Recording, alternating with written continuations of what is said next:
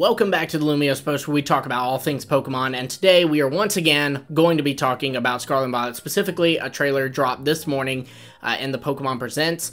I just wanted to, before we do any deep dives or theory videos on what we saw, anything like that, I wanted to just get my thoughts out there in a more kind of lax discussion style video, so there won't be a lot of editing on this. I'll probably drop in some music, maybe some trailer footage if I can find that, but to be honest, I'm like low-key scared of a DMCA because they did copyright the trailer in the Nintendo Direct. But anyways, I just wanted to get my thoughts out there. First off, Galar evolutions. I mean, not only was I not 100% on if they would do evolutions in the Teal Mask and Indigo Disc, but never ever would I have expected them to go back to Gen 8 Mons, Pokemon we just got, and, you know, give them evolutions. You know, they haven't done that since Gen 4, giving some Hoenn Mons like Nose Pass or Curlia evolutions. But they did. Sure enough, we are getting an Applin evolution that is called Diplin, which is fun, and it's apparently 2 little worms inside the apple now. We also have our Chaludon, which is a Duraludon evolution, and I talk about this on the Hidden Power podcast. There'll be an episode on Thursday, but I just gotta say, our Chaludon modeling Duraludon after Bridges, very UNOVA, especially when it's used by a character who looks a lot like Drayden and is even named Drayton, very clearly hammering home that he is related to Drayden. So big UNOVA hints there, with a Galarmon of all things. We did also get our first look at a couple of other things like Paradox, Cobalion, and Raikou. I believe their names were, Iron Crown was Cobalion, and I think Raikou was Raging Volt. So that's really cool. I'm a big fan of that. Raging Bolt is so ridiculous. I absolutely love him. Iron Crown looks really, really neat as well. This is probably, Iron Crown is one of the best Violet Paradoxes in my opinion. Now, I'm not a big fan of the Violet Paradoxes, so, you know, that's you know, I'm probably not the best connoisseur of them, if we will. But yeah, of course, let me know your thoughts on everything we saw. Just to go over some other things, we did finally get to see Adaman's descendant from Legends Arceus, so that's pretty cool. And Perrin, who is searching for a certain Pokemon in these woods, and, you know, I don't know who that is, but I don't feel like it's any Pokemon we know of, because I don't think they would keep saying certain like they did all over the place. And so yeah, I think that we will be seeing a new Pokemon, or at least a new form of some kind of Pokemon with this little plot with Perrin. Man, I gotta tell you, I'm still like processing everything, but I wanted to give this, you know, out there and it be raw, unedited, unprocessed, just to get my initial thoughts out there. Man, what else?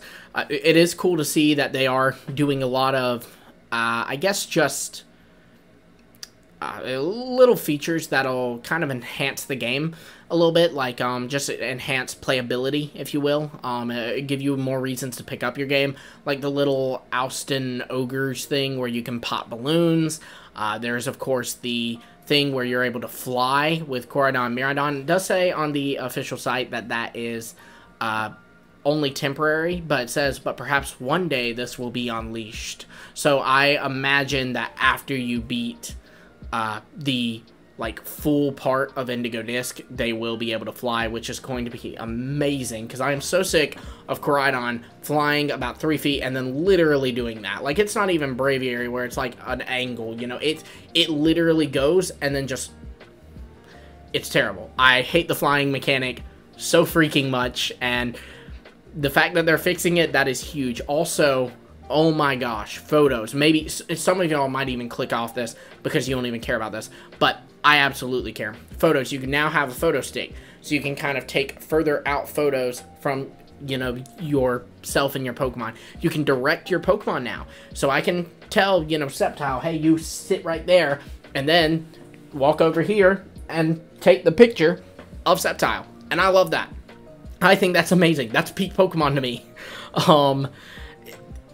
I love that so much. You also can decorate a club room in the Indigo Disc. Again, just to go back to the Drayton thing, totally hammering home some heavy UNOVA stuff too. I've even seen people point out that Lacey has the little, like, on her little, like, elf-like ear thing she has. She's got gems that look very similar to Clay. I don't know if she'll be a Clay ancestor, or descendant, rather, but, well, I guess a Leon descendant, and then, like, a daughter of Clay or something. I don't know about that, but it would be cool. I also did have Soul Silver Art propose that maybe, or no, excuse me, it was Hybrid Hero who proposed that Crispin could be perhaps the descendant of Chili, or the son of Chili or something. That also is really cool. He's got the, obviously, fire thing going on, and then also he's a chef, so that makes a lot of sense, to be honest. There is, again, to go back to Arch Aludon, the Bridges thing, because UNOVA's so well known for Bridges. UNOVA remakes are coming out next year, guys, or something UNOVA is. I think that is painstakingly obvious at this point. But, you know, if you want to keep being in denial, by all means, keep going on. I'll see you February 27th, 2024. Then, just the game itself, it looks really beautiful. You know, I know Scarlet and Violet's had its ups and downs, primarily downs with the graphics and the frame rate, the performance, all that. But I am feeling pretty good about the Teal Mask and its appearance, and the Indigo Disc and its appearance. They do also, Teal Mask drops September 13th, which is very soon. That is almost a month away, so that's super exciting. They said it's releasing in fall, and to be honest, technically, you know, fall doesn't begin until, like, what, September 21st, something like that. So technically, it is dropping in summer, which is good because there's a lot of summer festival themes in this DLC, so they need to do summer. We do also have the confirmation that Terapagos, the one that we think of when we say Terapagos, is actually the terrestrial form of Terapagos. And then the baby ghost, the little baby Terapagos that debuted in Pokemon Horizons, that actually is the normal form of Terapagos. So that actually is the true form of Terapagos. So now we finally know this is a form change. That's not a new Mon that's connected to Terapagos. That is truly Terapagos, and in fact is technically more so Terapagos than the big Terapagos. The thing I do hate about this now, though, is if that's the terrestrial form of Terapagos, I fear that we will, in Gen 10, lose this thing just like we did Ultra Necrozma. You know, Ultra Necrozma is only unlocked by using a Z-move, by using Necrozma's specific Z-move, while it's in its either Dawn Wings or Dusk Mane form. So, if this is a terrestrial form of Terapagos, this form might be lost to time as well, which is a bummer, to say the least. I am upset about that. Also, Ogerpon changes form when it terrestrializes. It says it's going to go into this. They've left that very much a mystery, but it's very cool. Also, back on the Iron Crown and Raging Bolt thing, I think it is very obvious now that we are going to get a Paradox of Entei and a Paradox of Terrakion as well. I mean, come on. They did it for Suicune, and they did it for Virizion, and now they've done it for Raikou and Cobalion. They're not leaving Terrakion and Entei out. They're going to do those. But then, last but not least, we do have confirmation that we will be returning to Area Zero at the end of the DLC. So we will probably get an expansion of Area Zero of some kind. I thought that was kind of obvious, like, from the get-go, because it's called the Hidden Treasures of Area Zero. But just the confirmation is really cool. Also, is Kieran Ogerpon? Let me know your thoughts in the comments below. I'm sorry, I know this is messy, but a lot of you tell me you like my discussion videos, so this is what you get. There will be, of course, a more standardized video tomorrow. I'm going to wait till I can process everything and then get that out.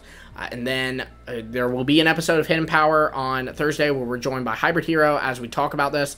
And on Friday, we will also, I will also have another video on my channel as well. So be sure to subscribe, like, hit the bell for notifications. Do the same on Hidden Power as well. Be sure to check out our reaction video, us reacting to the presents. If you want to see that, that is out as well. So do that. Thanks for all your love and support. Love you guys. And until next time, I will see all of you later.